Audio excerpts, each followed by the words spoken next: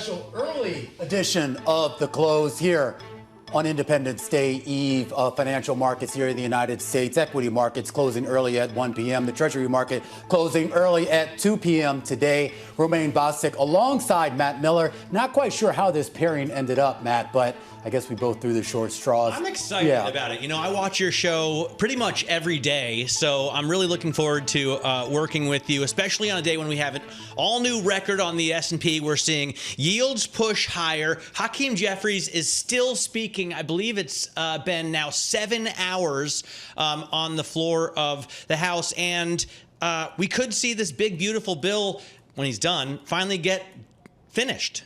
Yeah, and we should just point out, too, I mean, we talk about, you see it there on your screen. I mean, this all kind of unfolded early in the morning. At about 3 a.m., Speaker Mike Johnson found a way to advance this big, beautiful bill, basically the House version, the reconciliation version between the House and the Senate. And then about 4:52 a.m., Matt, Hakeem Jeffries stood up, and there's some weird kind of procedural loophole called the magic minute, where I guess if you just start talking and never stop talking, you can keep talking, effectively holding up any sort of progress on any bills here. That appears to be what he's doing, still going strong. But we should point out, at least based on Bloomberg reporting, the Republicans do have the votes to pass this. So once Hakeem Jeffries does sit down and stop speaking, seating, Mike Johnson would then retake the floor and presumably move this bill to a vote. He's not allowed to sit down, which is one of the interesting things. I just saw him take a sip of water. If he has to pee, he's in real trouble here, or I guess he just has to wrap it up. He's gone through at least 3 binders. Now he's got some paper in front of him. So we'll see how long he can push it. I think the record for a magic minute is 8.5 hours, so he's almost there. The record for a filibuster is more than 24 hours. Strom Thurmond back in the late 50s. Mike McKee remembers that. But we are seeing these markets at a high level because of the jobs number. Nothing to do, probably, or let's say little to do with the big, beautiful bill. Maybe investors like the certainty there, Romaine. But the jobs number was an absolute blowout in terms of expectations, right? We were only looking for 105,000. Whisper number a little less than that. And then we ended up getting 147. And I think it's interesting, too, because we talk about this idea of what that jobs report means. I mean, you can look at the headline number, and that certainly provides maybe some degree of bullishness for the folks out there. But when you look at the details within that jobs report, there are some significant signs of potential softness. And it really raises the question right now as to whether we're going to see markets chase the bullish side of that or maybe the slightly bearish side of that. Michael McKee joins us right now, Bloomberg economics correspondent for us. And Mike, when we saw those numbers this morning, you can hear the gasp around the room. 147,000 jobs created, 106 was the expectation. Only one economist that we surveyed prior to this, Michael McKee, was actually even above that number. Well, it's one of those, if you look at the underlying data, it's not as good as it appears. That didn't matter to anybody on Wall Street because they saw the headline number and they said, okay, let's buy and get out on the road to the Hamptons or wherever they're going. So I would imagine that volume has fallen off quite a bit here. But payrolls at 147, 73,000 of those were in local government and state government education jobs. And school's out. Are we hiring in June. for that? School's out in June. So I think what we have there is a seasonal adjustment problem, and we may see these numbers revised down. Only 74,000 private payrolls, and that's what we really care about, and that's definitely a step down from where we have been. Unemployment rate falls to 4.1%, which also looks like good news, but the labor force fell by 130,000. Of which more than that was the foreign-born labor force. So maybe there's a little bit of the immigration aspect. I mean, that seems like it's got to be good news, certainly for this administration, right? And the Donald Trump base, because that's what they want to see. Fewer foreign-born workers, more Americans getting jobs. We had anticipated the unemployment rate to rise. It's actually come down. We saw average hourly earnings come down more significantly even than we expected. So inflation seems to be tame, and the prior number was revised higher. So I see just a lot of up arrows in this story. Well, it's It's not that they're not up arrows. It's just that they're very short arrows. And we are seeing the slowdown that people have been waiting for. The disbursement of jobs was below 50%. In other words, more sectors were not hiring than were hiring.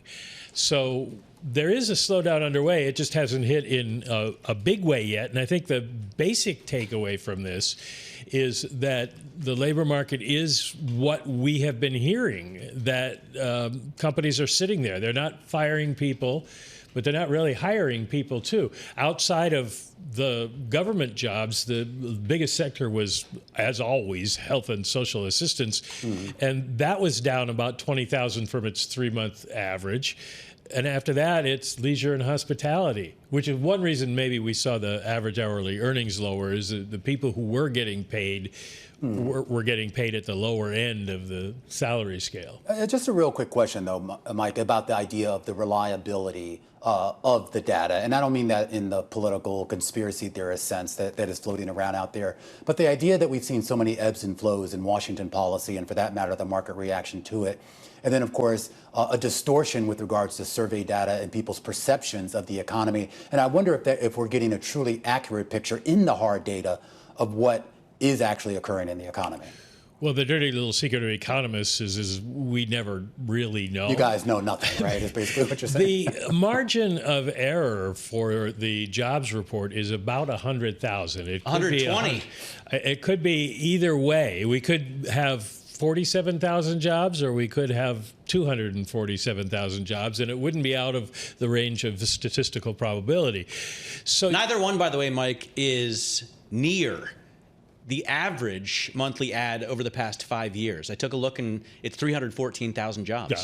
Well, remember, you're sticking in all the recovery from the pandemic and the fact that everybody lost their jobs and were hired back. So that's a little bit to the side. But to your point, Romaine, in 2023, March of 2023 was the last time we had such a big drop in the ADP number. ADP said 53,000 jobs lost. The government reported 265,000 jobs that month. But that has since been revised down to 85,000. So, yes, we have a wide dispersion. I suspect because of the seasonal issues, we'll see this report revised down as well going forward. Let's bring in one of the thank you very much, Michael McKee, and You're happy most welcome. 4th of July also, to you. By the way, Cory Booker has the record for the longest filibuster. 25 hours, 5 minutes, and he did that this year. So I think Hakeem is like on a flex here. He wants to beat his fellow. I'm actually very happy that Cory Booker beat out Strom Thurmond, who I think was filibustering against the Civil Rights Act. All I can say is I came in before Hakeem started talking, so I've been here for a while. Well, thank you very much for your hard work on this 4th of July Eve. I want to bring in one of the foremost labor economists in the country, Claudia Sahm. She of the Sahm Rule. She also is a Denison University graduate, which I always mention because I went there for one ill-fated year. And then the University of Michigan. Justin Wolfers works there, and he has challenged Stephen Myron to a bet about the deficit. We'll get into that in a second. But Claudia, I want to ask first about your reaction to this jobs number. It looks good to the market. Does it look good to you? It looks good. I mean, in the sense it's giving us some breathing room, right? Under the hood, all the details are not good here. And I think this still puts us on a trajectory to see slowing in the labor market. There were some concerns going into today that what we were having was a deterioration, like a really sharp slowdown, like what we saw in the ADP numbers this week. And that is not what is happening. Right. This, there's some slowing and there's some signs of future slowing, but this really plays into the Fed's desire to get more information, be able to wait, see how the data come in this summer before making any adjustments to the policy rates. And I think that's really good news in terms of us getting to a good policy decision. When we talk about a good policy decision, the question really becomes, Claudia, if you look at the labor market and you look at the trend line over the last few reports and you overlay that with the other economic data out there, are they in sync? I think the data today very much come in line with what's been out there, what the Fed has as kind of a mild stagflationary forecast. So you can see signs of the tariff, signs of the restrictions on immigration in today's labor report. You got to go digging. You got to look at industries where you think are most exposed, and you can see some, signs of it. Same thing goes when you look into the inflation data. We see some signs, but there's, these are big changes in policy. It is not surprising if the adjustment is slow, and it is certainly going to be slow before it spreads out further into the economy. So I think in terms of the data we have right now, that seems to be the right outlook for the economy for this year. Unemployment rising gradually, inflation coming up some. The problem as we started out this year is that inflation had already been elevated, and is very fortunate that we start from a place close to full employment. If Claudia, I have to ask a viewer question who's writing in and asks if labor breaking isn't a 2025 story, what do you think 2026 looks like? If we get through this with labor intact, how do you forecast next year? Goodness, I just want to get through this year. I think, one thing that we see in the labor market, and if we think about labor supply, which is really important for growth and the economy, and we've talked a lot about immigration, the restrictions on immigration, I think that could be, that's going to start showing up this year in terms of, and we're all you're seeing in terms of job creation, immigrants not being there to fill those jobs. That, as with the reconciliation package, building up our capacity to deport immigrants in the country, that could make this labor supply story of immigration. We could see that, even more accentuated next year, which could be a real problem for growth. When we talk about the growth trajectory, why have we continued to see so much resilience on that side, Claudia? So we don't bet against the American consumer. There has been resilience on the consumer side. But again, that's one where you look in the details of the data we're getting, and there are some signs of weakness. Some of it took some time. We learned about first quarter data just recently. That is way in the rearview mirror. And there were signs of even less spending on recreation and leisure. Things you would think of if consumers are uncertain, they're going to start pulling back. Well, there are signs of this. So again, these haven't been dramatic changes, but, the direction here looks like one of slowing. But, this is a almost $30 trillion economy. Yeah. We've got 160 million workers. It takes a lot to move this. I am curious, Claudia, as you sort of try to sort of assess where we go next, and I don't necessarily mean just in terms of economic trajectory, but really about the forces in Washington pushing that. We're going to speak a little bit later in the program, Matt and I, with the U.S. Treasury Secretary Scott Bessent, and I am curious as to what you would like to hear from him. I think, in light of today's data, it would be really great to hear the administration kind of step back from its rhetoric at the Fed and Jay Powell. I don't think Secretary Bessent has been much more measured in his comments, but I think it's important for different policymakers in D.C. have different goals that they're trying to meet, and giving the Fed independence to meet its goals, and particularly trying to get inflation back down to 2%. Yeah. I think that's really important, and taking something out of the conversation actually would be helpful at this point. I think the administration, the onus is on them to keep laying out how their policies are going to create growth. All right, Claudia, I have to leave it there. Always appreciate your time. Claudia Sahm, chief economist, there, a breakdown, Matt, of those numbers that we got earlier today in a market that appears to be embracing it with stocks at an all-time high. We'll be back in a moment. Romaine Bostick and Matt Miller, a special early edition of The Close, right here on Bloomberg.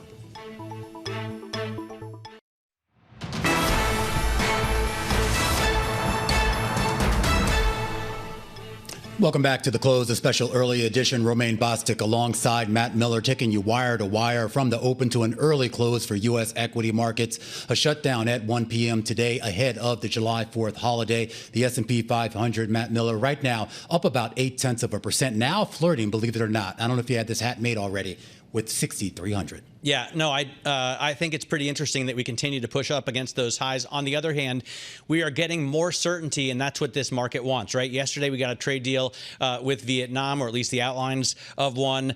Today, it looks like we're going to get that big, beautiful bill through the House and onto the president's desk to sign tomorrow. And to add to that, we got a jobs number that beat almost every single estimate in our economist survey. At the same time, the unemployment number went down, and we had lower or average hourly wages did didn't grow as quickly as we had expected and as we saw last month. So inflation looks tame as well. A volume a little bit light in the markets as expected ahead of a holiday. The VIX is tamped down here on this Thursday afternoon. We should point out we did see a lot of fireworks in the Treasury space, a big spike in the short end of the Treasury yield curve. Bitcoin back around that $110,000 level, and the dollar just slightly higher by about 0.2% as measured, of course, by the Bloomberg Dollar Spot Index. Joining us right now is Kevin Gordon. He's a senior investment strategist with Charles Schwab. Joining us here on a day where we're all right now, Kevin, really obsessed with this jobs report, and more importantly, what this report actually means for further stock market gains. What was your take?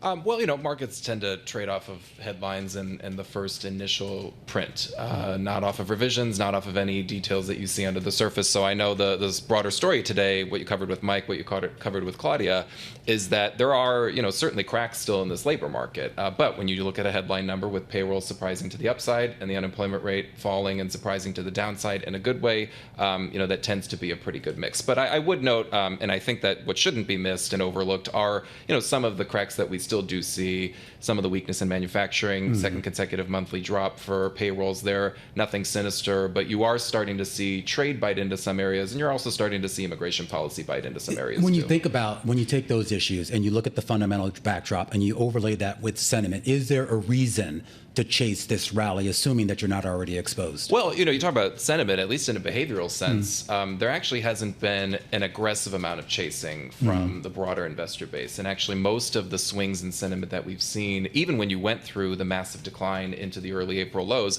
a lot of it was driven more on the attitudinal side, not necessarily on the behavioral side. And the behavioral side for us is more important because it sort of signals, when you're at a low, it signals that capitulation moment if investors are willing to sort of dump everything, and then it sort of solidifies that you've reached the trough, and then you have room to bounce after that, and then vice versa when you get to a peak in the market. So actually, from a positioning standpoint, things are still relatively neutral and still broadly favorable probably for the market to go higher. So when you get a good news is good news environment, which I think we're still in, evidenced by today, anytime you get a piece of good news, it's ultimately going to be to the benefit of the stock market. Even the valuations look good to you. I was talking yesterday about potential IPO. I'm sure Romaine was as well, Figma, and it looks like they're going to go for well over 20 times sales. Like, that seems a little bit heady. Oh, no, yeah. I mean, valuations have, across the board, whether you're doing price to sales, price to earnings, trailing forward, price to free cash flow, everything basically is back in that expensive or overly expensive territory. But the valuation to us is more of an indicator of sentiment than anything else. It's just telling us that people are willing to pay a lot for stocks. And you can stay in a relatively stretched valuation environment for quite a while. That was definitely the case when you got into mid 2021 to late 21. Even if you look at an index like the NASDAQ or the NASDAQ 100, yes, you've gotten really stretched, but you actually are still pretty far below where you were at the peak in 2021. Not that that's the ultimate barometer for where you could go, but it does show you that even for something like mega cap tech, there is a lot more exuberance that can be seen before you ultimately reach that ultimate pain threshold for investors. Does it matter to you if the Fed is going to cut this year or not? I mean, as long as we continue to see these kind of growth numbers, these kind of gains, do you need a Fed cut? I mean, if you were to take a snapshot right now where inflation is and where the labor market is, no. I think that if you earnings, right? Oh, yeah, absolutely. Yeah. Earnings have consistently so far to date have surprised to the upside. The bar has every single quarter, and I think rightly so for analysts just not knowing, especially with everything tariff related, not knowing exactly where the earnings bar is, but erring on the side of just lowering it, letting the market hop over it. That has been the case for 25 so far. It remains to be seen if that's going to be the case for the rest of the year. But yeah, I think if you took a snapshot of labor and inflation, the Fed is still much further away from its inflation target than its labor target. Labor target's more elusive because it's not like they have a stated goal of what the unemployment rate is. But even if you look at the most recent summary of economic projections and where the median Fed member has their so-called dot for the unemployment rate, at least for the end of this year, you got further away from that. It doesn't argue for rate hikes, I don't think, but it at least argues for them staying on hold until September. I mean, you bring up earnings season. I mean, we're just a few days away from the start of a fresh earnings season, ostensibly July 10th when we get Delta, and then, of course, the big banks a few days after that. The bar has been lowered ever so slightly for the second quarter numbers as well as for the third quarter numbers that we're already in the third quarter right now. Is there a sense that we could maybe potentially see a reversal in that downtrend in the estimates for full year S&P earnings, assuming or presuming we should say that the worst case scenarios of whether it's the budget bill, whether it's the tariffs and the other things coming out of Washington, aren't going to be as negatively impactful on corporate fundamentals? I think for the reporting season, there is a strong chance that they could jump up above the bar again, because you could argue that the ultimate impact of even the tariffs that are in place now has not been felt. Yeah. We've gone through so many delays and pauses, even though the effective tariff rate is going to presumably edge up to close to the 15% that's at least stated, because through May it didn't get up into double digits. So you've still got more to climb.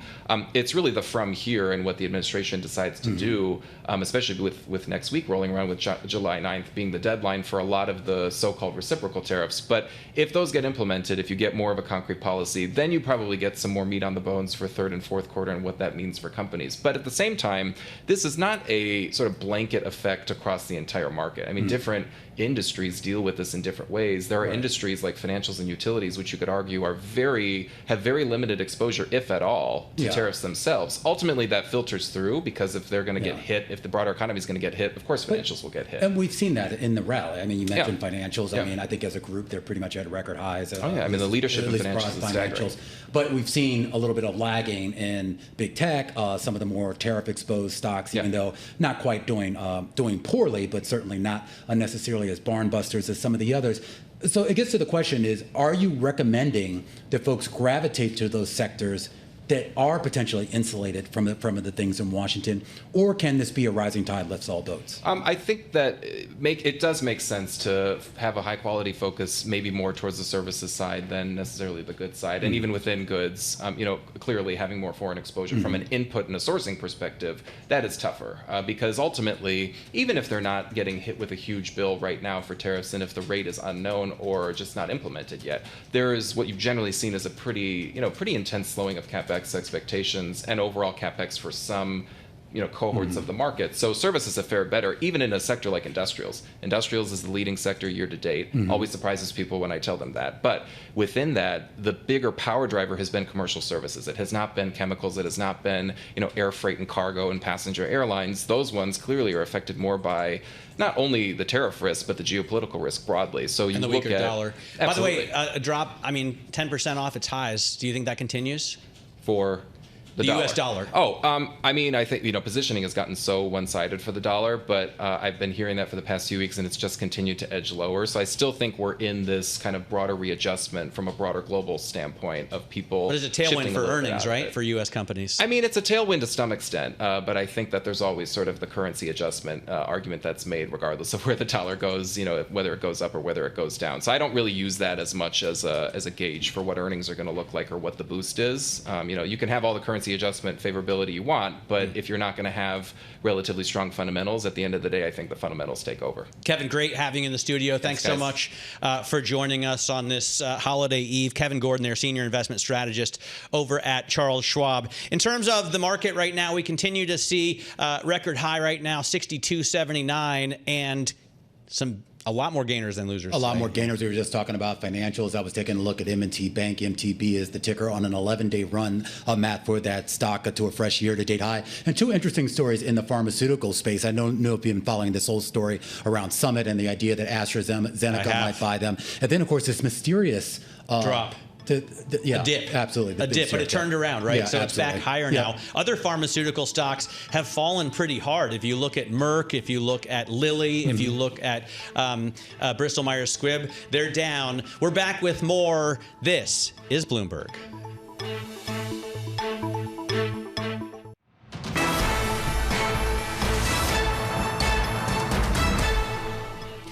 Welcome back to a special early edition of The Close. I'm Matt Miller here with Romaine Bostick on his program. Thank you for letting me sit in today. We are obviously facing a shortened trading day. Stocks will close in just about a half hour, shortened trading week because of the 4th of July. And AAA is projecting more than 72 million people will hit the road for this weekend. Gasbuddy has some good news for those drivers. The national average price of gasoline is expected to fall this weekend to its lowest level since 2021. Joining us to talk about that is Patrick DeHaan, head of petroleum analysis at Gasbuddy. And Patrick, I always wonder when we talk about these things, we're just talking about unleaded, right? And a lot of cars, you got to put premium in them. And I've seen prices, at least around me in New York, still hovering well over $4 a gallon.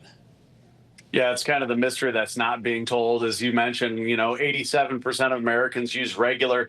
You and apparently me are some of the few that have to use premium. And, you mentioned that. And premium here in Chicago is at least hovering near $5 a gallon. But for the rest of Americans, falling gas prices has been really what's happened over the last 7 to 10 days or so as tensions in the Middle East have cooled. Gas prices now about 10 cents lower than where they were at the height of that situation. The national average now at about 3.14 a gallon.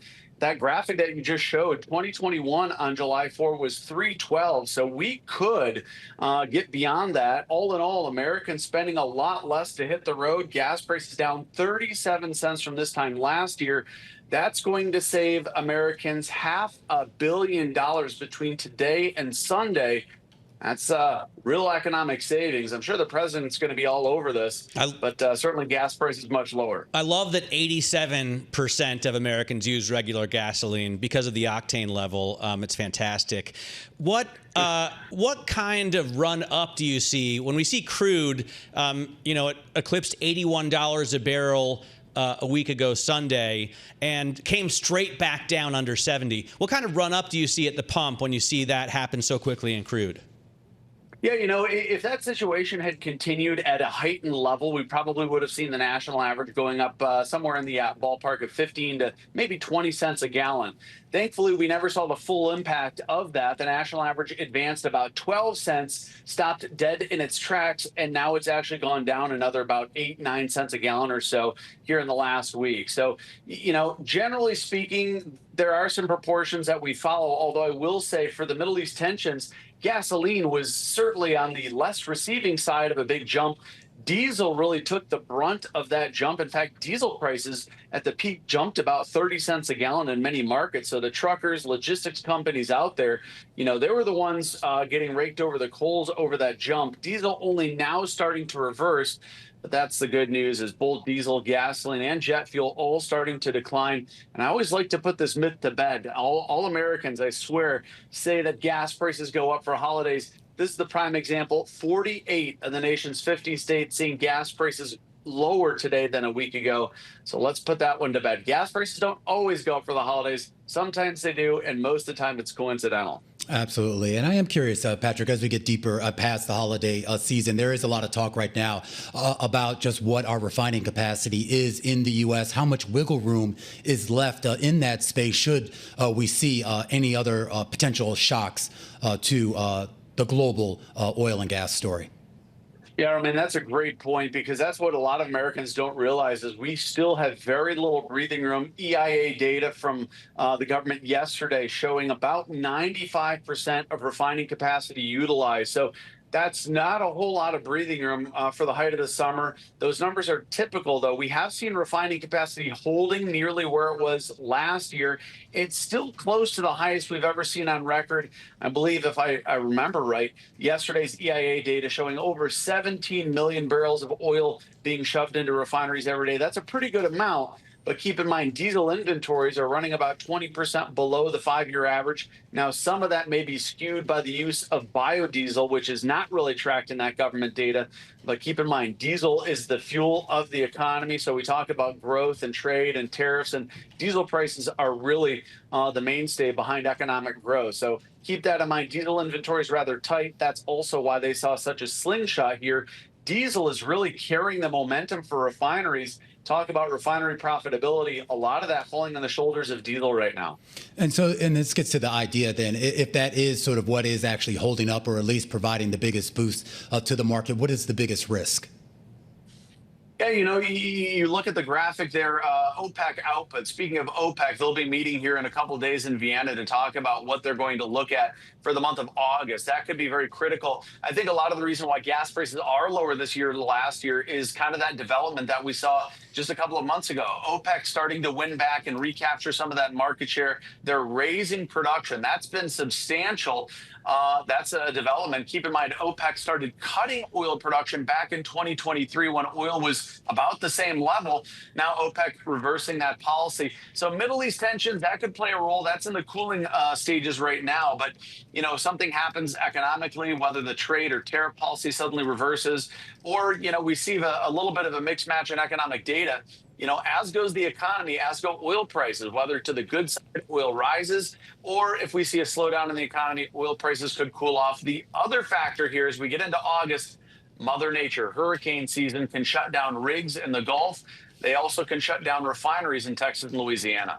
Hey, we're going to talk to Treasury Secretary Scott Bessent coming up in the next hour. And during the campaign, he had this 3-3-3 mantra, right? 3% deficits, 3% growth, and adding 3 million barrels of oil per day production in the U.S. How's it going so far on the ladder there? Boy, that is going to be real sluggish to see to fruition. I mean, U.S. domestic oil production has been holding at about the mid 13 million barrel range now for probably close to a year, right? It's been kind of bouncing off 13.4, 13.5.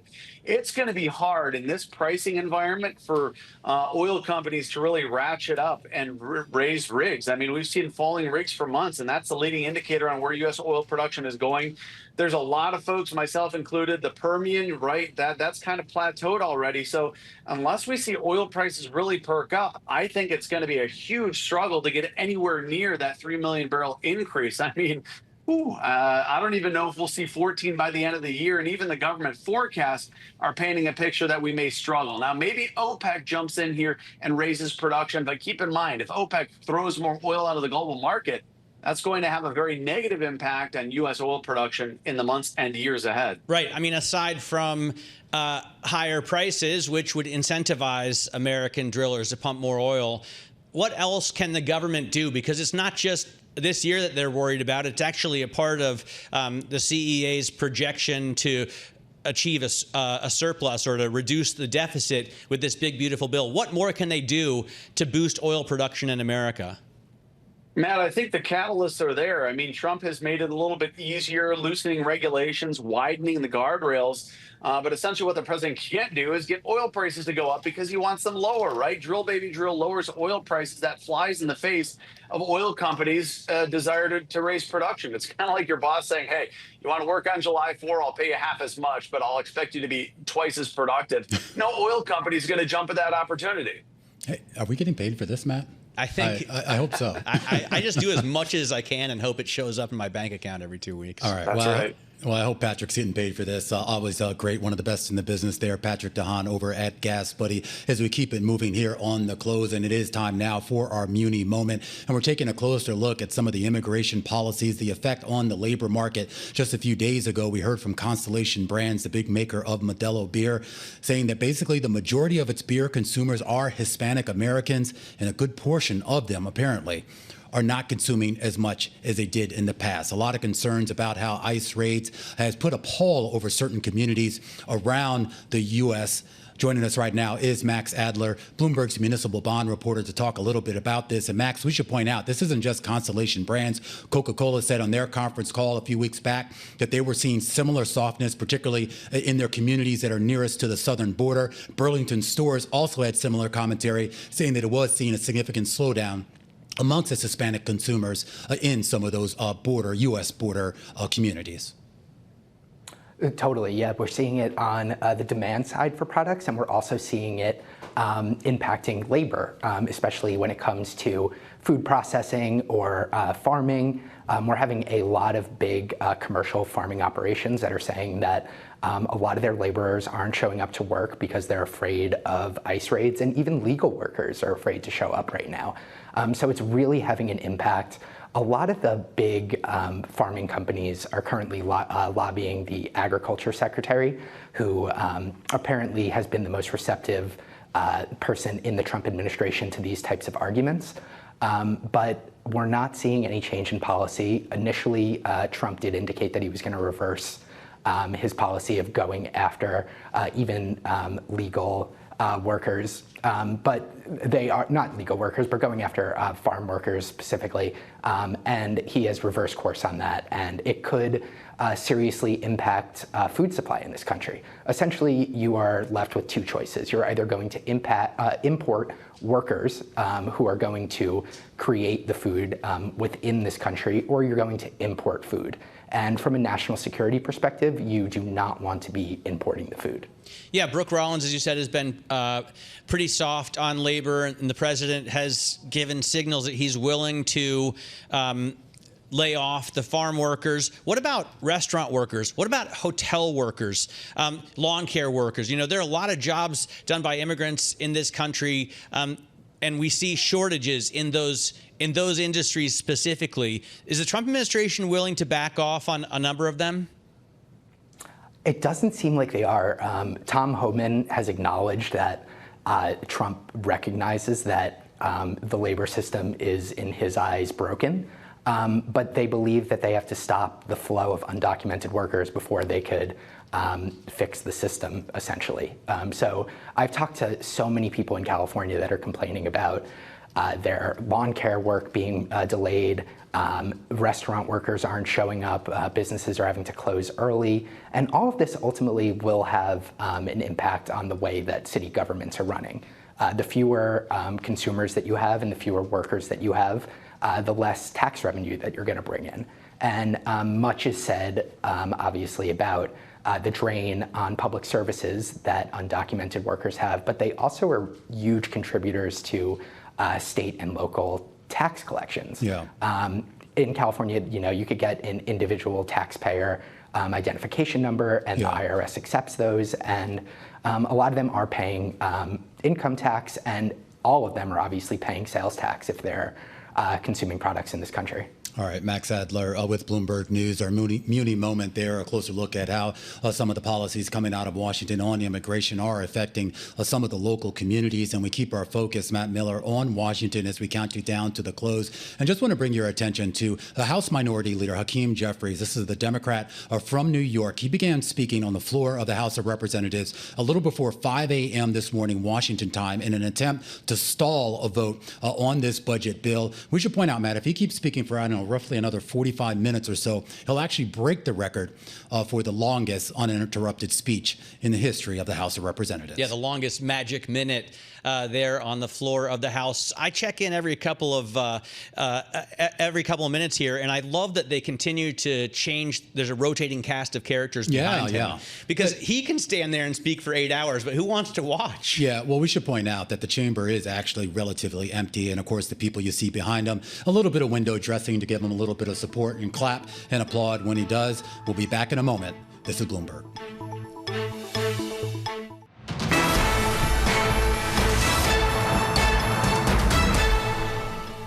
Welcome back to an early edition of The Close. I'm Matt Miller here with Romaine Bostick. We are just about 14 minutes away from the end of equities trading for the day and for the week. On a shortened day at the New York Stock Exchange, the bond trade will continue, I believe, until 2 o'clock. But we want to bring in Nora Melinda right now from the equities team because we're at an all-new record high, an intraday record, and it looks like we'll close at a record as well. Nora, what's driving us up almost 1 full % now on the S&P 500? Well, we really are seeing an uptake. What I'm got my eyes on today is really those chip maker stocks. I'm looking at a lot of these electronic design automation companies like Synopsys. We're also got Cadence Designs. Both of them are charging higher as we head into this early close today. And that's because the U.S. actually lifted requirements for some of these companies to have to seek approval and get a license to do work in China. This is a really major development as we think about these trade developments between two of the biggest economies in the world, especially as we know that a company like Synopsys, it has about 16% of its revenue is generated in China, where we have about 12% of Cadence Design's revenues that are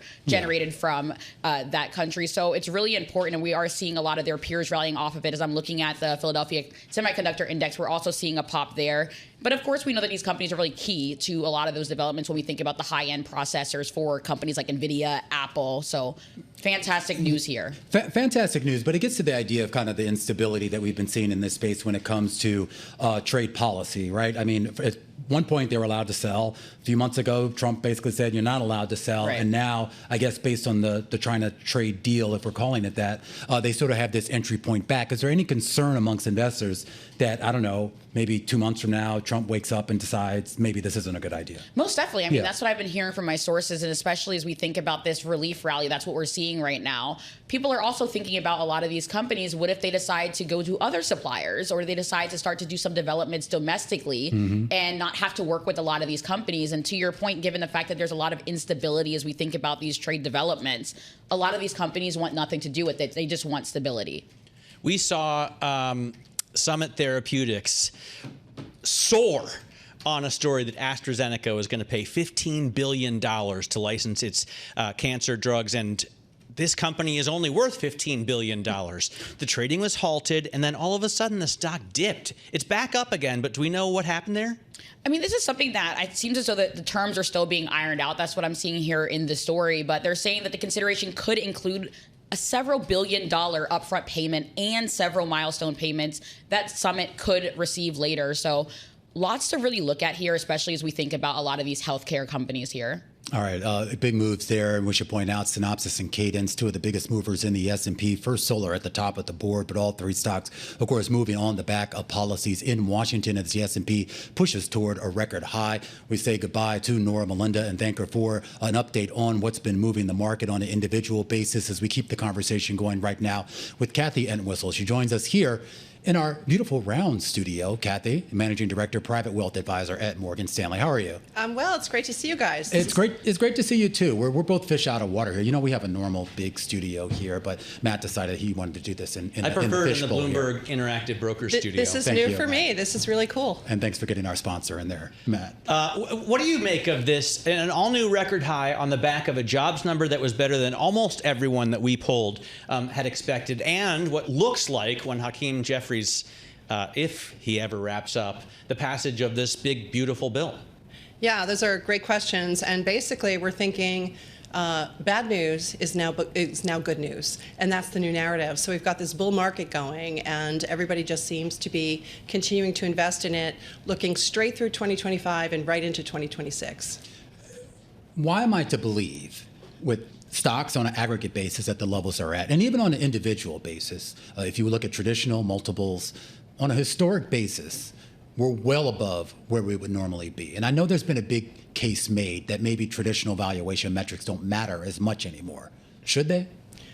I think that valuations do matter. It's just a point of whether you're looking at a company that has, great forward earnings. They're going to be spending, and they're going to maybe possibly be either doing share buybacks right now with what's going on, or investing in their investors by paying out dividends and things like that.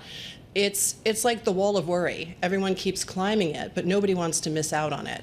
And again, it's at the same time, you have to be very selective. It's almost like we're in a Darwin market, where you've got to select the best. But what are you selecting? I mean, are you doing bottom up, so find the fundamentals, or are you looking at the macro wins or the political wins and deciding who's going to benefit from Trump policies and things like that? How do you do it? Yeah, you're looking at a lot of things. You're looking at the leadership of the company. You're looking at the objectives and the opportunities that they have.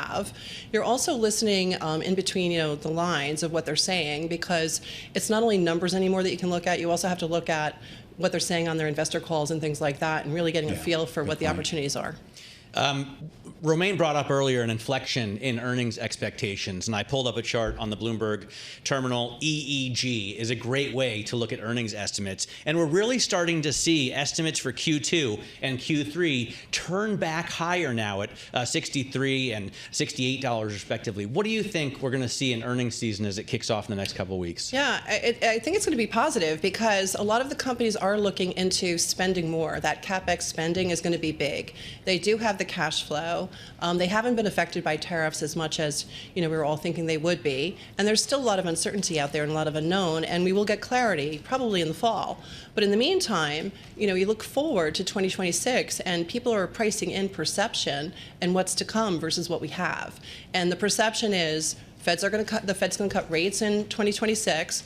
The perception is there's going to be more CapEx spending. AI is going to take hold, and there's going to be some economies of scale based on that. So there's a lot of things coming that will have a positive effect, and maybe that's already being priced in. Is the U.S., at least in terms of the equity market, is that still the place to be, relatively speaking? With a weakening dollar and some of the other narratives that are going on with tariffs and so forth, there could be, in the labor markets too, I should say, there could be some more growth in large caps. They've had quite quite a run. So also looking at mid-cap and small caps is a good time, especially with the way the markets are going right now. We had yesterday, there's a great piece by Neil Kesar on our Bloomberg opinion page about how fat S&P margins are. And we all thought that, these tariffs would lead to price increases pretty quickly, but it turns out companies can really do a lot of absorption of those increased costs because of the margins. How do you expect that to play out? Well, I mean, I think they're probably looking at it as a short-term fix and not as a long-term play. And they have the ability and the power to do that right now. So over the next 6 to 12 months, depending on what happens with tariffs, and if they don't have to absorb, and in the meantime, they're pivoting and they're finding different ways to get their business done without having to get involved with the tariff situation as much, bring things in from overseas. And that will play out. So short-term fix for a long-term solution. You mentioned the weakness in the dollar, which some people feel might be the start of a much more structural shift in the dollar's role in the global economy. And to a certain degree, that would also, I would think, affect how you approach fixed income. As clients come to you, particularly those that are looking for income generation or income preservation, right? Do you make a recommendation for holding long-term treasuries? Yeah, that's a great question. It's a tough one, but at the same time, I think that having laddered portfolios makes sense right now, or just having like a little bit of different maturities so that you can hedge what's coming. So we do have some in, a lot of our clients are intermediate and a little bit of long, but we're also keeping some of the short where it is because rates are holding for now. We do expect rate cuts next year. We do expect, that you want to lock into some of these rates for your longer term goals and match those durations to what you need that money for. Yeah, if you look at IN Go, which is our Bloomberg index browser on the terminal, it's been a phenomenal first half for fixed income, and not just, for the defensive stuff, but high yield and EM as well. Where would you go? Yeah, I would say I always stay away from high yield when there's like confusion about what's coming in the markets. Like, are the rates going to go that much higher? Because the people who are going to suffer, high yield comes from companies that are suffering a little bit. Their credit ratings aren't as high, so they have to pay more. So, when we have uncertainty, I try to stay away from that a little bit more and not jump in too hard and just try to go for the yield and go for the more like long-term thinking.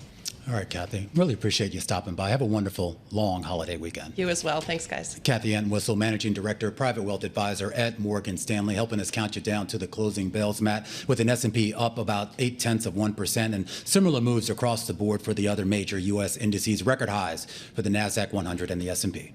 Yeah, and we do see also increased rates. If you look at the sovereign debt monitor on the Bloomberg terminal, you can see the 10-year right now trading at 4.34, the 2-year at 3.88, and those rates really spiked after the jobs number came out. And big questions here about where those rates go, and a big part of that will depend on Treasury issuance and Treasury policy.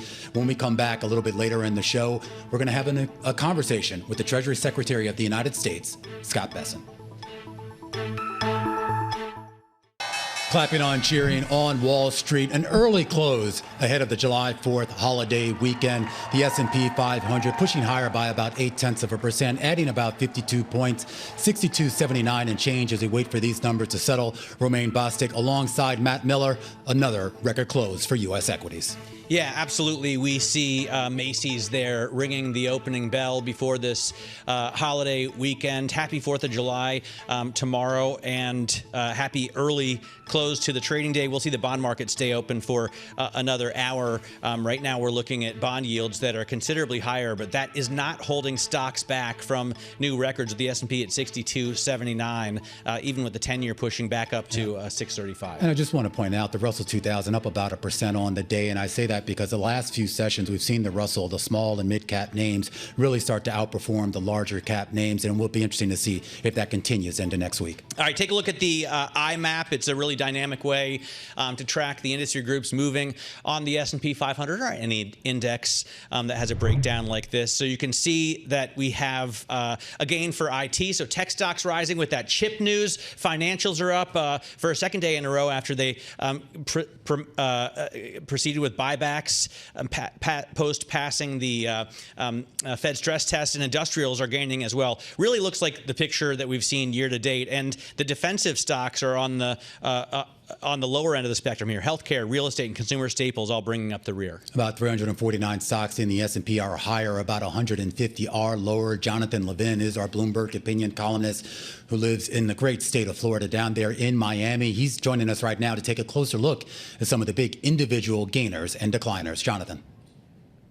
Yeah, okay, so we've got ServiceNow with a nice gain, plus 3.5%. It got a nice little price target bump over at Morgan Stanley, and it has second quarter results, of course, coming later this month. They've got great momentum coming off of Q1 here, Romaine, and they're up about 27% since Liberation Day, helped by some impressive subscription revenue. But I also want to talk our own book for a moment here. You had a great interview with ServiceNow's Chief People and AI Enablement Officer, Jackie Canny, on the close yesterday, I believe. And she's talking about how AI is already bringing some productivity gains to her team. So interesting stuff there. Yeah. Moving on. We've got Datadog up 14.9%, call it 15%. The software solutions company, Romaine, is getting added to the S&P 500 effective prior to the open on July 9th, replacing Juniper Networks. Just to point out, Dan Ives over at Wedbush also saying that Datadog's products fit well into recent AI trends, and he calls out the company's recent partnership with OpenAI. So, is he bullish? I'm not in the weeds on Dan's thinking he on Datadog. I'll go ahead and sum it up for you. It was a trick question, John. I love By the way, I know you're going to get to Lucid, and I love this story. Lucid and Rivian are two companies that you expect to be losers on the back of the big, beautiful bill, removing or reducing incentives and pulling that forward to September, but they're actually gaining today. Yeah, it's a little bit of a weird one, somewhat counterintuitive. I'm not 100% sure that I buy this narrative, but here's the story. BNP Paribas out with a note saying that some EV makers may actually benefit from the sunsetting of the EV tax credits under the big tax and spending bill. The logic here, Matt, is basically that the end of the tax credits will lead to a pullback from the likes of GM, Ford, and Kia, and so there's going to be more market share available to the likes of Lucid, Rivian, and Tesla, the exclusively electric guys. So sort of a glass half full take. Not sure how I feel about, but I also want to flag Lucid out this week with its 2Q deliveries, and they missed on soft demand for those luxury EVs. So, make what you will of it. They hardly make any. They hardly sell any. By the way, Ford only sold 16,000 electric vehicles in the second quarter. Are they trying anymore with regards to EVs? I feel like they may have just taken a bit of a pause there. Yeah, I think so too. All right, John, you got some decliners too. It's funny, you were talking about a little bit earlier about Datadog being added to the S&P 500. I saw Robinhood was down today. Is that because they're not going in? Totally. This is the flip side of what we were just talking about with Datadog. So, a lot of folks were expecting the company to get in there, to get that S&P 500 nod. It doesn't get it, so disappointment. Not a big surprise there. Centene, which of course was the big story yesterday, extending losses a little bit. I have it down a little bit more than 1%. Small adjustment in the grand scheme of things after the company withdrew its profit outlook on risks from Affordable Care Act plans. One final one that I want to call out here. Let me just double check the final pricing on Merck. Ends up closing down 1.8%. This is a stock that has really not been able to find its footing all year, hurt by underwhelming guidance and tariff concerns, of course.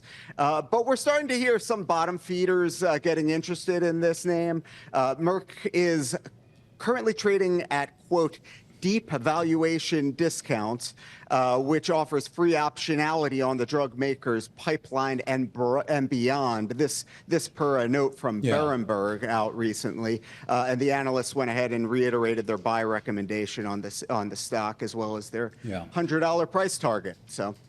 There you have it. All right, Jonathan Levin there from Bloomberg Opinion. Thanks very much for that. Really appreciate you moving us through some of the stocks that closed higher and lower at the end of this shortened trading day. Remember, the bond market's still open for about an hour. I want to get right now to one of our good friends, Ann Sonders. She is the chief investment strategist at Charles Schwab. They have, of course, trillions of dollars. I'm going to say $10 trillion of assets under management. And Ann, we got a number at the top of the day here, a half hour before the trading opened, that was pretty impressive. 147,000 jobs added, and we were only looking for 106,000.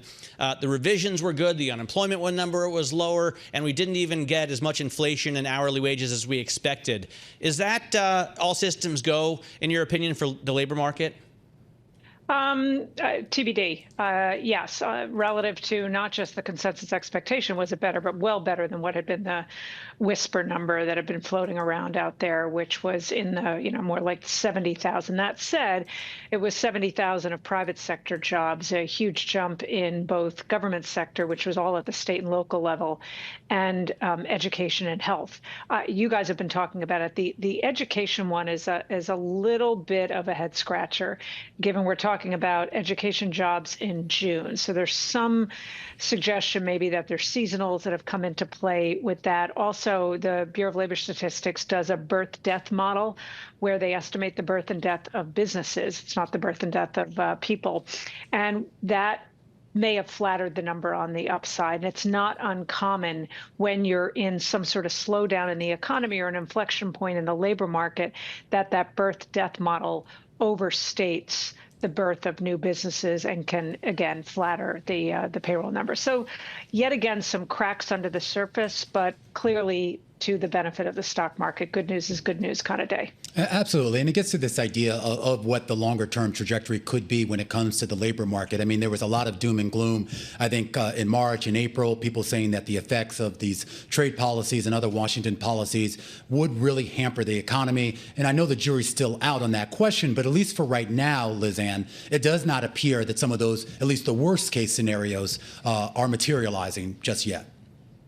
Correct. And I think what all of this represents is sort of a period of status. We're just looking at kind of a pause in activity. And that's manifested itself into labor market data via a limited amount of firings. On a 6-month rolling basis, challenger layoffs are up and bear watching. But the most recent reading was actually on the lighter side, which in the terms of layoff announcements, obviously being on the lighter side is good. So I think, and it's been much discussed, I'm not saying anything new here, but it's kind of a no hiring, no firing kind of backdrop. And until we have more policy related clarity, particularly with regard to tariffs and the important upcoming date next week of July 9th, I think that's the backdrop we're going to be in. Businesses sort of have themselves in a timeout from a hiring, from a major investment CapEx perspective. And frankly, the Fed put itself in a timeout late last year.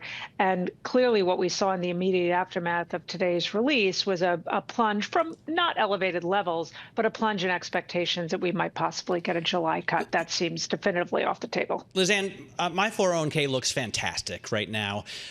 Do I move what I have left in cash into risk assets, or should I just chill at these high levels? You know what, Matt? Anybody that answers that question with specificity, shame on them. I know you. I've known you for a long time, but I'm not your financial advisor. I don't know what your entire portfolio looks like, what your needs for income, what your past experience is, whether you've got a wide or a narrow gap between your emotional risk tolerance, your financial risk tolerance, how disciplined are you? I mean, the list goes on and on. So I think any kind of cookie cutter answer suggests you're not paying attention to the vast differences that exist from one investor to another. So I think never should there be an investment approach that is sort of at one time, get in, get out, all or nothing. That's just gambling on moments in time. So if the idea is to increase exposure to equities, you do it via dollar cost averaging. You do it via rebalancing, as opposed to trying to pick entry points. I think that's what gets individual investors into trouble. All right, Liz Ann Sonders over at Charles Schwab. Have a wonderful weekend as we keep the show moving here on The Close. A closer look at the markets and a closer look at the economic data. Joining us right now is Debbie Dyson. She's the CEO of a nonprofit called 110, which is primarily focused on helping people find jobs, but particularly people who don't have four-year college degrees. And Debbie, we've been taking a look at that jobs report from this morning and overlaying that with past jobs reports. And we've seen significant softness, not just in the overall labor market, but specifically when it comes to entry-level positions. And I am curious as to where these people are finding jobs, if at all.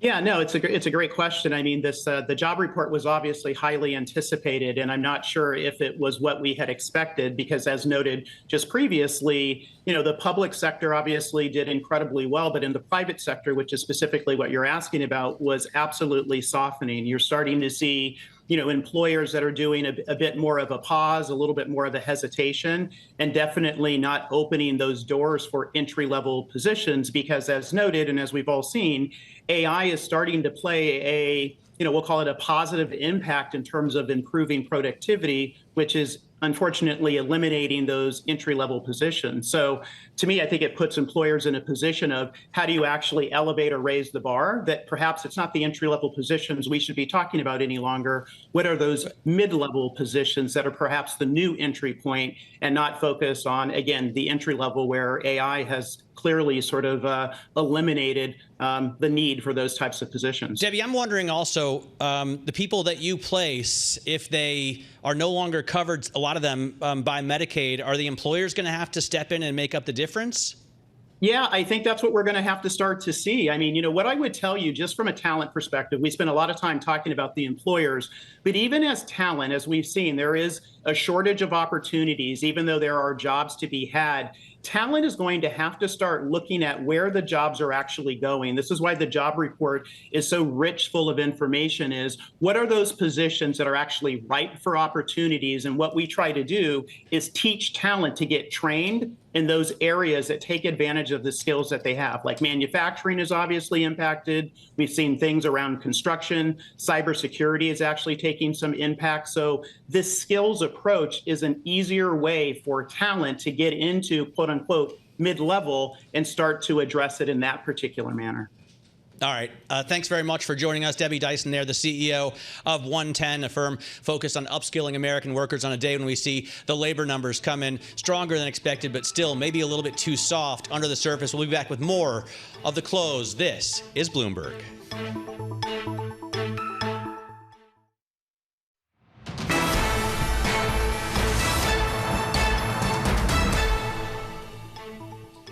New York City's 4th of July fireworks will kick off under heightened alert for terrorist threats. That's according to a joint assessment from the FBI and the Department of Homeland Security. For more on what security measures are being taken heading into the big holiday weekend, let's bring in Michael Balboni, former director of Homeland Security for New York State. Michael, thanks so much for joining us. Let me ask you first what exactly this means under heightened alert for terrorist threats. How serious is it? So whenever there is a conflict in the Middle East, in particular, or really actually across the world, you can have this situation reverberate here in the United States, especially in cities as diverse as New York City.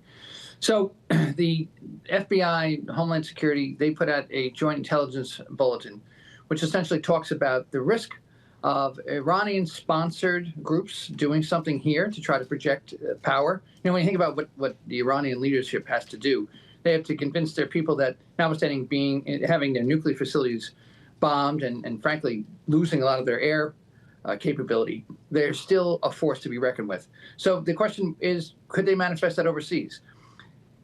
So that comes into a couple of different things. I think that right now, in addition to the concern about kinetic attacks, there's also a big concern about cybersecurity.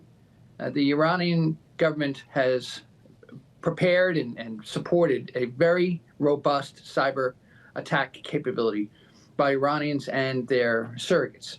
So I think that there's going to be a mix of things going on right now, but heightened alert is always in the mix when you have something overseas that could affect the population here. So what can the average citizen do to stay as safe as possible? I mean, imagine you're living here in New York City on Manhattan Island and you want to see the fireworks. How do you go about that? So New York City in particular has the NYPD is the world's best, in my opinion, at dealing with major events, major crowds. I mean, we take a look at everything from papal visits to presidential visits, New Year's Eve. They really know how to do this. They have it down to a science. Obviously, that doesn't mean that they can stop every single threat. But in terms of what people should know and see out there is that they're going to see the visible, which is obviously lots of police officers in uniform, and the invisible, undercovers, social media monitoring, surveillance cameras. We face a much different landscape for security than we did after 9/11. 9/11, we did not have the mix of security cameras around the city like that we have right now. In addition to which, there's a lot of intelligence sharing that is much better today than it was in the past. I am curious, Michael, when we talk about what assistance local authorities will have, will there be a big federal presence in the city tomorrow? So New York City is blessed with a lot of agencies for the not only federal agencies, but the MTA police, the Port Authority police, state troopers. There's a lot of agencies that will all combine in terms of intelligence sharing and also patrol responsibilities. We see it in Penn Station. We see it in Grand Central. You have the National Guard. You have police standing next to each other. This kind of mix back and forth is a multi-agency approach that, again, is unique following the attacks of 9/11 so many years ago. All right, Michael, really appreciate it. Michael Balboni there is the former head for New York State's Homeland Security operations, of course, trying to keep everyone safe for this July 4th weekend. Matt, I don't know if you're going to make it out to the fireworks or in any other public events, but obviously in a city like New York, something everyone is always top of mind. Yeah, absolutely. I mean, I will be going around to, I don't know exactly what yet, with my 2 daughters and my wife, and I want to keep everyone as safe as possible. So, but I tend to just do whatever. Yeah, so a lot of people, of course, will be staying in New York. A lot of people will be coming into New York to see those fireworks. And a lot of folks, of course, will be leaving New York for places far-flung to spend their holiday weekend. Let's bring in Brian Kelly. He's the founder of The Points Guy, of course, a website that really helps folks navigate all the different layers of how to travel and, more importantly, how to save on that travel. And Brian, I'm curious, as always, when we talk about ahead of these holiday weekends, I am curious as to what your data shows as to where people are going for this July 4th holiday. Yeah, people are traveling. We're going to be up almost 2% from last year. We're seeing strong European numbers, but really domestic travel is growing at twice the clip. My hypothesis is that a lot of people book summer travel in March, April, even into May. And of course, the stock markets were all over the place, tariffs. There's a lot of concern with everyday Americans. So the trend we're seeing is people are flying, but domestically and staying closer to home, hitting up major cities. New York City airfare is actually one of the most expensive increases over last year. So domestic tourism is up, and but people will be flying in record numbers. I'm curious, as those people fly in record numbers, is there any sort of, bargains to be found out there? I know most people have already probably booked their tickets and their hotels and such, but are there any sort of last-minute deals out there? Absolutely. I was actually just checking right before this segment. New York to Madrid, using your frequent flyer miles, you can fly on Iberia and American for 55,000 miles, one-way business class. So there's tons. I've never seen this, and other experts. The airlines have opened up a ton of award space. Air France, you can fly on 30 different dates this summer for 60,000 points. And of course, you can transfer in your credit card points.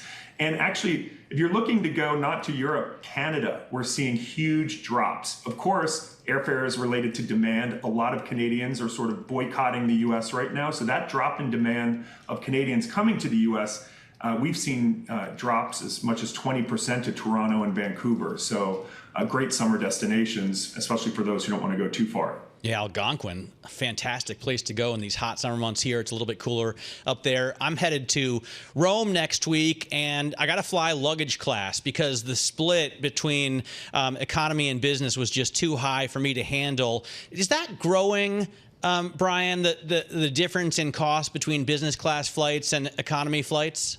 Oh yeah, and the experience, is amazing. Up front, lie flat seats are now the norm. But I'll give you the tip: always ask at check-in. Airlines like Emirates, which flies to Milan, you can even upgrade. My friend the other day, if you ask when you board the plane, if there's a single seat open in business or first class, you can use your miles on the plane to upgrade. So if when you were booking, you just refused to pay that $8,000 for business class, call the airline in advance, see if you can use frequent flyer miles. You can transfer them to credit cards. But often any last minute seats they want filled, and they'll take your cash or points to sit up front. I actually flew to Paris a couple of weeks ago for work, and so I flew business class with Delta One. I have never in my entire life experienced such a luxurious commercial airline experience. I mean, it was truly unbelievable from JFK, and they even drove me in a car out to the tarmac. Are others going to catch up with that, or are they just far and away the best? No, the others are coming for Delta. United just expanded their Polaris lounge. And I will give, Delta, that Delta One lounge is beautiful at LAX, JFK, but Delta was far behind competitors. Delta used to just have a one-size-fits-all lounge. They were crowded. I flew once in business class from South Africa. I had to wait in a 30-minute line to get into a Delta lounge. So they've just recently rolled out these beautiful lounges. But they are, I would say, definitely the top domestic carrier. They just got #1 airline from the Points Guy in our detailed rankings. But, I will say Delta's nice, but, other airlines, the Middle Eastern, the Asian carriers blow away even the best U.S. carrier. I will warn people, though, once you start flying Emirates and Singapore Airlines, it will ruin you because everything else, even that Delta, will seem like a bad experience. Tell me about it, Brian. It's like when you finally start drinking higher end wine and whiskey, you can never go back to the bad stuff. Yeah, I got a taste of that Emirates one time, and I can't afford to keep. Fortunately, going, I have not experienced that. But this dude, the Delta One lounge at JFK, it was like going to the Ned. Yeah. It was a pretty unbelievable experience. All right, so Brian, great to have you with us. Thanks so much for joining us, Brian Kelly, there, founder of the Points Guy. Have a fantastic 4th of July. I just want to turn our attention back to the floor of the House of Representatives. Hakeem Jeffries has now been speaking for 8 hours, 31 minutes, and about 6 seconds here, potentially breaking a record set by Kevin McCarthy on the floor of the House when he was protesting President Biden's big budget bill. That was a Build Back Better bill. And now Hakeem Jeffries protesting President Trump's One Big Beautiful Bill, a bill that ostensibly likely will pass once Hakeem Jeffries, the Democrat, does sit down, ceding the floor back to Republicans. And last time we checked, Matt Miller, Speaker Mike Johnson says Republicans have the vote to advance this bill. All right, coming up, we're going to speak with Scott Bessent, the U.S. Treasury Secretary, about his outlook for the big, beautiful bill, the Fed, and jobs. This is Bloomberg.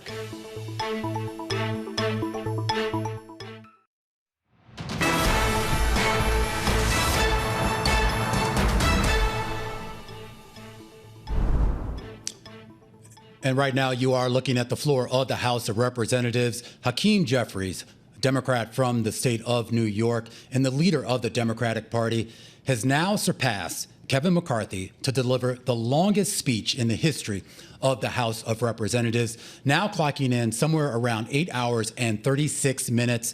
This speech, ostensibly, Matt Miller, about opposing the President Trump's big legislative agenda, this one big, beautiful bill, this budget, tax, and spending bill that is still likely to pass. Of course, a very narrowly divided House of Representatives with about 220 Republicans who all, based on what we know right now, are in line with the Speaker of the House, Mike Johnson.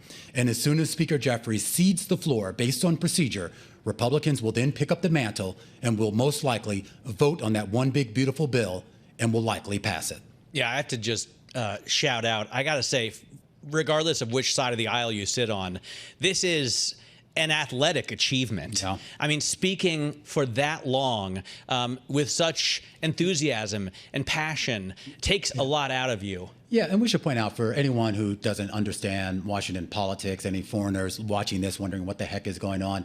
So the procedures basically say that once he starts talking, he's basically given 60 seconds to talk. But there's a loophole here where as long as he keeps talking, does not stop, does not sit down, does not effectively move from that podium, he can go as long as he wants. Yeah, absolutely. And it's for sure, to foreigners, it may seem silly. Of course, every government and parliament has its own silly procedures, right? But Kevin McCarthy did the same thing last time. All right. Of course, we'll keep an eye on this. And more importantly, what we really are keeping an eye on is when the House of Representatives resumes its normal procedures here, which would be to move forward with a vote on that tax and spending bill, a big legislative agenda for President Trump, a legislative agenda that does appear poised to pass. Speaker Mike Johnson, at somewhere around 3 a.m. this morning, did finally secure enough votes and enough support to move that bill forward. Hakeem Jeffries, since then, effectively since about 4:50 this morning, has been trying to stall a final vote on that. But barring any sort of major surprises here, that bill will likely be voted on sometime soon, and it is likely to pass. Of course, one of the people who will be in charge for helping to implement a lot of provisions in that bill is the Treasury Secretary of the United States.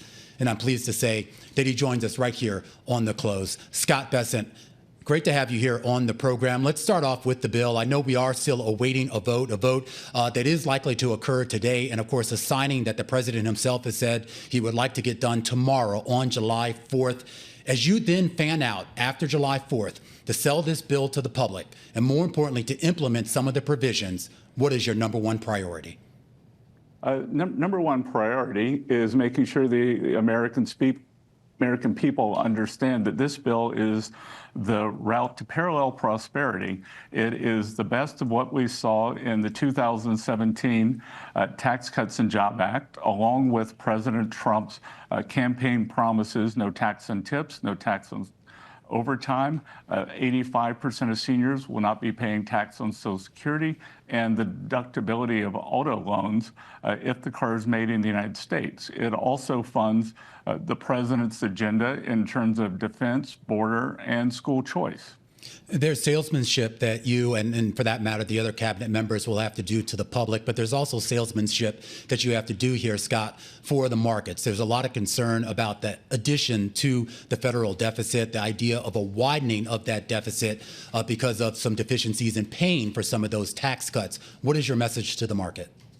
Well, Romaine, I'm not quite sure what you mean, because the stock market's at a new high, and the bond market just had its best 6 months in 5 years. So I disagree with that. So I think the markets are telling us that they like the bill and that they believe that it is fiscally prudent and stimulative for growth. And importantly, I think we can get back to the kind of growth that we saw in President Trump's term, 2.8, 3.2% non-inflationary growth, which the Biden administration was not capable of. Mr. Secretary, Matt Miller here. I'm wondering, as someone who grew up with Alex P. Keaton, watching Milton Friedman on Phil Donahue, and always thinking we were on the wrong side of the Laffer curve, why haven't these kind of massive tax cuts worked to really stimulate growth in the past? And they certainly haven't worked to replace the amount of revenue that's taken out. We didn't see that with the Reagan tax cuts. It didn't work out with the Bush tax cuts, and it didn't work out with the TCJA in 2017 either. Why is it going to work now?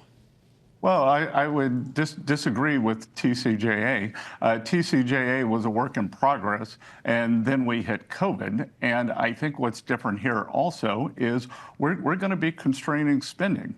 I spent a lot of time with the Freedom Caucus members, and their constituents should be very proud of them. They should be very proud of themselves.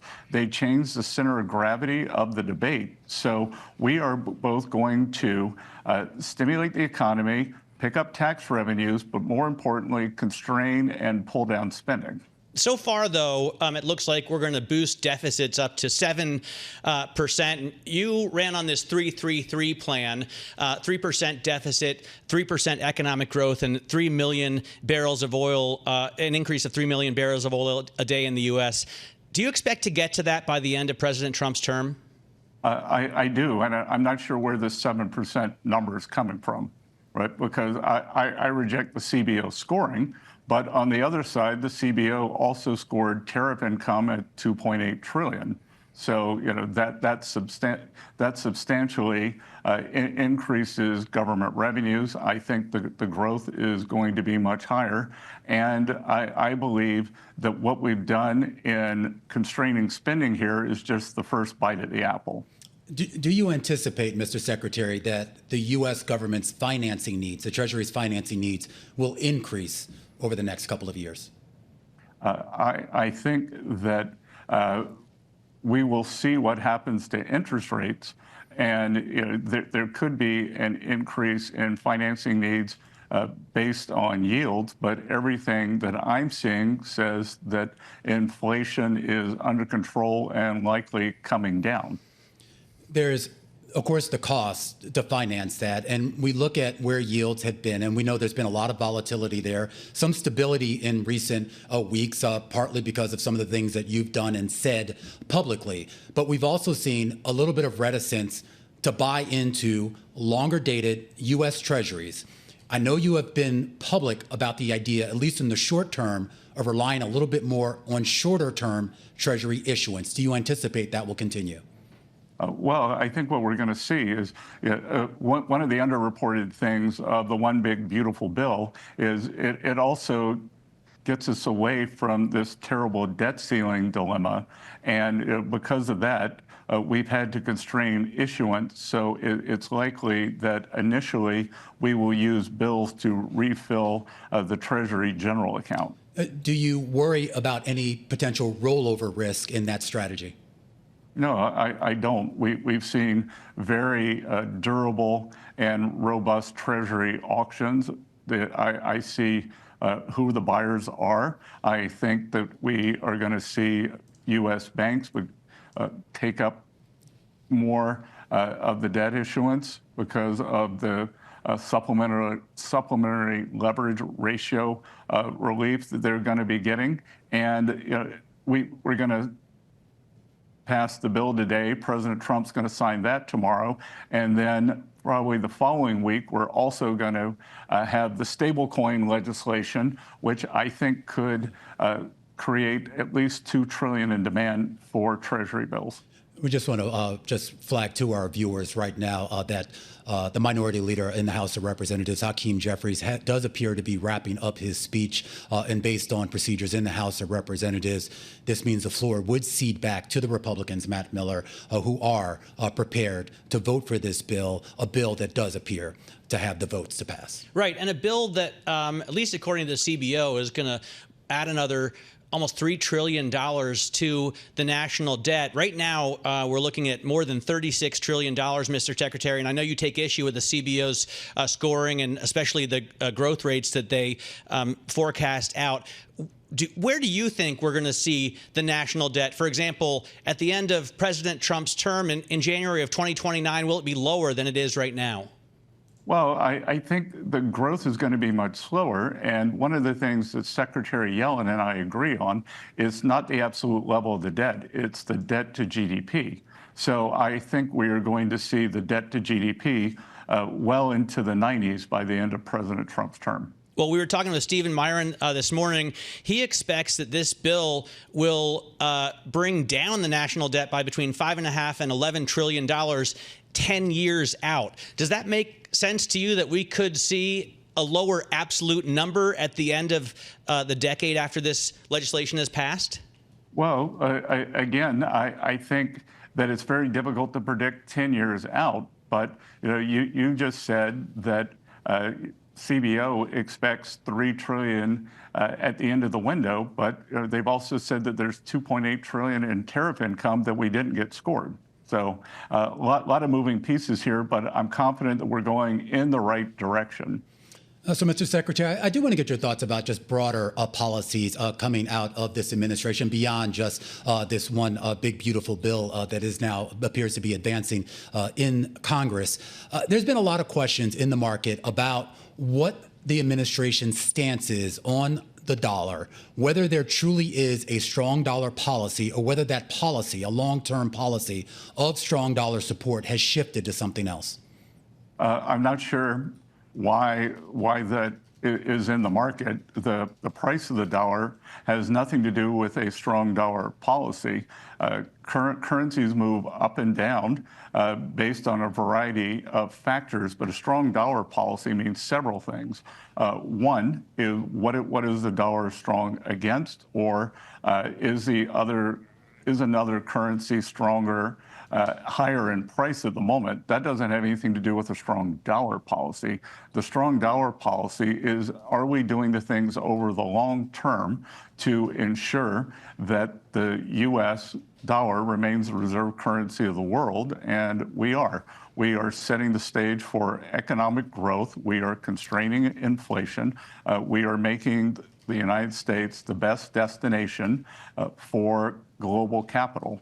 And I think that's going to continue to happen. I think, as I said, many times over since World War II, the demise of the dollar as reserve currency has been predicted. And I think once again, the skeptic's going to be wrong. But there is no change in policy. Fair enough, but I'm sure you understand that the weakness that we've seen in the dollar to start the year is something we have not seen in decades. And there are other countries that have been trying to take advantage of it. In a speech just this week, we heard from the Chinese central bank governor, who really laid out at least their vision, their Chinese vision, for a new global currency order, which would, of course, mean a reduced role for the dollar and, in their view, a greater role for the yuan. Now, regardless of whether that is a viable plan, I am curious as to what you think about the idea that this is even being spoken about publicly. Well, I mean, look, what are the Chinese going to say? And by the way, it's a complete fallacy. They have a non-convertible currency. So how are they going to be a reserve currency? They also have 1.4 billion people who want to get their money out of China. They have capital constraints on taking out money.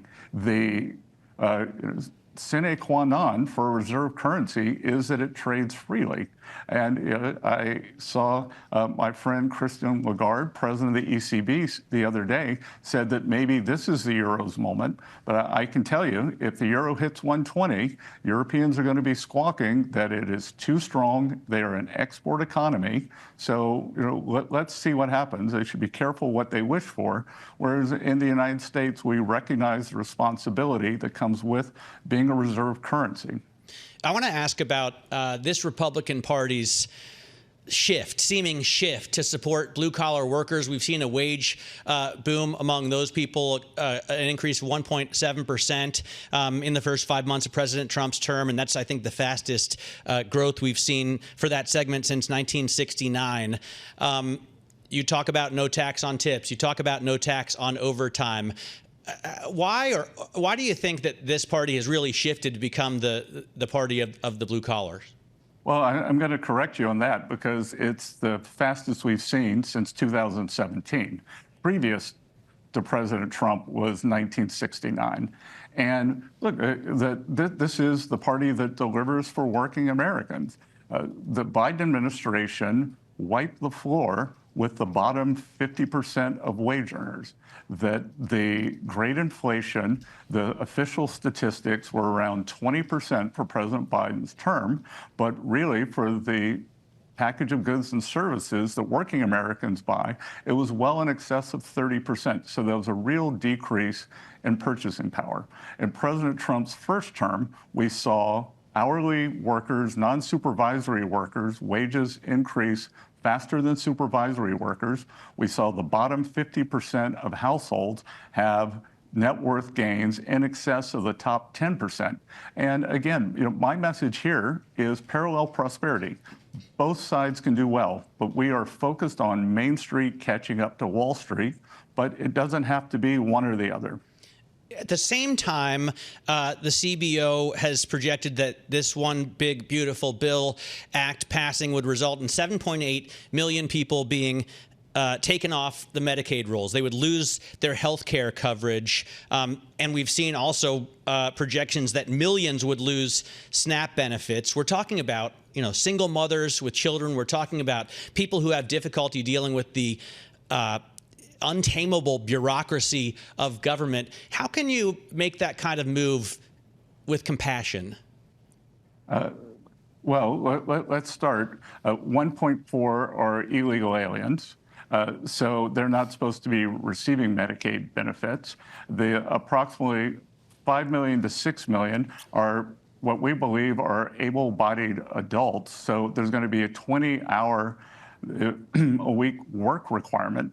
And we are saying that this needs to get back to the people who Medicaid was meant for. It was meant for pregnant women. It was meant for mothers. It was meant for children. So we are focusing on the benefits for those who need them and not the able-bodied. We're in conversation right now with the U.S. Treasury Secretary Scott Bessent. For our viewers worldwide, we should point out that Speaker Mike Johnson is now on the floor of the House of Representatives, presumably to move forward with a formal and final vote on that tax and spend bill. Mr. Treasury, Mr. Secretary, I am curious about what comes next after this. We know that we ostensibly have this July 9th deadline on trade, and I know it's going to take several weeks, if not months, following that to really start to hammer out some of these deals. Do you anticipate that we're going to see additional deals and more substantive deals pretty soon within the next few weeks? I think we're going to see a flurry of deals before July 9th. We'll see how the president wants to treat those who are negotiating, whether he's happy that they're negotiating in good faith. I think that we're going to see about 100 countries who just get the minimum 10% reciprocal tariff, and we'll go from there. So, I think we are going to see a lot of action over the coming days. Have you been directly involved in any of those negotiations? And if so, are there specific provisions that those other countries have been asking the U.S.? Well, I'm not going to negotiate on international television, but I will say... You don't have to negotiate, just tell us. Well, yeah, sorry. What I would say is some countries have come with, or trading blocks have come with good deals. Some have come with okay. Some have come with deals that are unacceptable. And we are going to be announcing several deals. The president has the final say. And what I can tell you is that the career staff, whether it's at Treasury, Commerce, USTR, are all saying that they can't believe that these countries are giving up things that they haven't seen them offer in the past 2 or 3 decades. So this is a win for the American people. It's a win for fair trade. Can I ask just finally about the pressure the president and others in the administration have put on Jerome Powell to cut rates? President Trump has asked now for 3 full percentage points of cuts, 300 basis points. And it strikes me that that would either overheat the economy or cause absolute chaos in the Treasury market. Don't you think it's important that the Federal Reserve operate with an amount of independence? Well, the Federal Reserve does operate with an amount of independence, just like a referee does out on the floor of the basketball court. They're independent, but the coaches work the ref all the time. President Trump is the most sophisticated president economically, perhaps in the past 100 years, perhaps ever. I will note that in his first term, he was more right than the Fed was on when it was time to cut rates. Fed normally followed later on. So, I think he's going to make his views known. And I would also point out that the market agrees with President Trump in terms of the direction, if not the magnitude of the cuts. Do you agree with President Trump that the Fed should cut by 3% in July? I believe that I followed the market, and the market, both for the rest of the year and the 2-year market, is signaling cuts. Well, we really appreciate your time, Mr. Secretary. Thank you so much for joining us. And I suppose I could say congratulations on the big, beautiful bill, because it does look like that legislation is going to go through. Treasury Secretary Scott Bessent talking to us here on an early edition of The Close. We are watching Mike Johnson right now speaking on the floor of the House, and it does look like they have the votes. Hakeem Jeffries has finally gotten out of the way. His magic minute lasted 8 hours and 8 hours and 40 minutes? Yeah, 8 hours and 30-something minutes, breaking that record set by Kevin McCarthy. And it really raises the question right now. I mean, I understand the performative nature of this, wanting to make it clear to the American public his opposition, but ultimately what he needed to do was sway at least 4 or 5 Republicans to break ranks, and it does not appear, at least based on Bloomberg reporting, he did that. Well, in 1 minute or 8 hours and 40 minutes, it looks like it's going to be impossible to do that against the whip of President Donald J. Trump. We are going to wait for this vote to kick off. And of course, you've seen the markets rally on, in a sense, the certainty that this brings us, I would think, as well as the stronger jobs numbers this morning. Let's get out to Tyler Kendall in Washington, D.C. She's been watching the entirety of Hakeem Jeffries' speech. I hope you had a chance. Good, you're sitting down. You didn't have to stand up the entire time. How long until this legislation now goes to President Trump's desk, Tyler? Yeah, hey, Matt. Well, they have to pass it first, so that was Hakeem Jeffries' magic minute. We're now waiting for the magic number, which is going to be 217 votes. Once they do start that final vote on final passage, we're waiting for House Speaker Mike Johnson to wrap up his remarks, and then we expect that vote to happen imminently here. He can only lose 3 Republicans, and this does appear poised to pass because we saw earlier today in this key procedural vote that he only lost 1 Republican. It was Brian Fitzpatrick, a Republican that represents Pennsylvania's 1st congressional district. This is a district that President Trump had lost in 2024, and the congressman had made known his concerns about the changes to Medicaid. But when it came to those members, those House Freedom Caucus members, the Republicans that were pitching themselves as fiscal hawks, it does appear that they have all gotten in line in favor of this legislation. It was interesting to hear in your conversation, Matt and Romaine, with the Treasury Secretary. He said that he had been speaking a lot with those House Freedom Caucus members. And we should just point out, just real quickly, Tyler, what's the next step here? Okay, assuming this gets passed, I saw the president already had an event on the agenda for tomorrow at 9 a.m. Is that still there?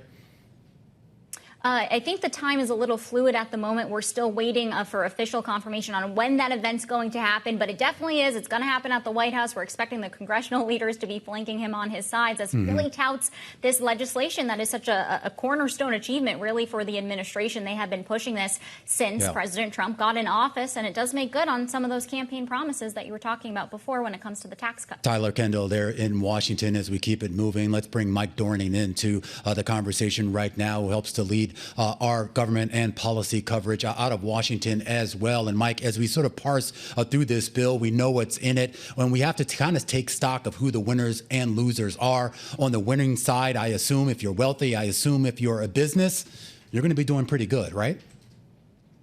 Yeah, the people who benefit the most from this are wealthier Americans and a lot of businesses, not all businesses. But in particular, fossil fuel producers benefit a lot. Manufacturers benefit a lot because of some business expensing changes that encourage more purchases of equipment and machinery. There's a long list, but there are also some that don't benefit. Yeah, I was actually just thinking about those who would like to see some real salt relief. And of course, that's selfish of me as someone who lives in New York. But I look at your title. You're the Deputy Team Leader of Capital Influence. And I wonder about the bigger picture, sort of Madisonian philosophical question. With this legislation, don't we move the power to Washington and away from the states? Don't the states lose a real amount of autonomy as it now appears that the SALT deduction is going to be capped forever? Yeah, well, there are certainly a lot of people who, when they talk about taxes, make that very question. That's an old, long philosophical view in American politics that the states should have supremacy, and that was originally why they had that complete SALT deduction in the tax code. It was the idea that states, if they have the original authority to tax people, so that income should not be counted in taxes. That said, they could save a lot of money by capping the SALT tax, by capping the deduction on state and local taxes. They take most of that money away from Democratic-leaning states and give it to Republican-leaning states. All right, Mike Dorning with Bloomberg News, and I really encourage all of our Bloomberg viewers and readers to actually go onto the terminal or to Bloomberg.com. Mike has a really good breakdown of what exactly is in that bill, Matt. We talk about carried interest tax break for private equity. We talk about depreciation, change in depreciation rules that could actually help a lot of corporations. We talk about elderly and tip workers, telecom, defense contractors, space, $10 billion to fund space projects. So a lot of money that's going to be distributed amongst a lot of folks, but some questions as to how equitable that distribution would be. Yeah, absolutely. I mean, I go back to the Axios story that shows we've had a huge gain in blue-collar wages. At the same time, I've never seen a bigger tax increase in my lifetime than I experienced in the 2017 TCJA. Yeah, it's going to be interesting to see how they actually get out on the road and sell this. That's going to be a big component for this administration, as well as for those 200 plus members of Congress who are about to vote for the passage of this one big, beautiful bill. Matt Miller and Romaine Bostick, this is The Close on Bloomberg.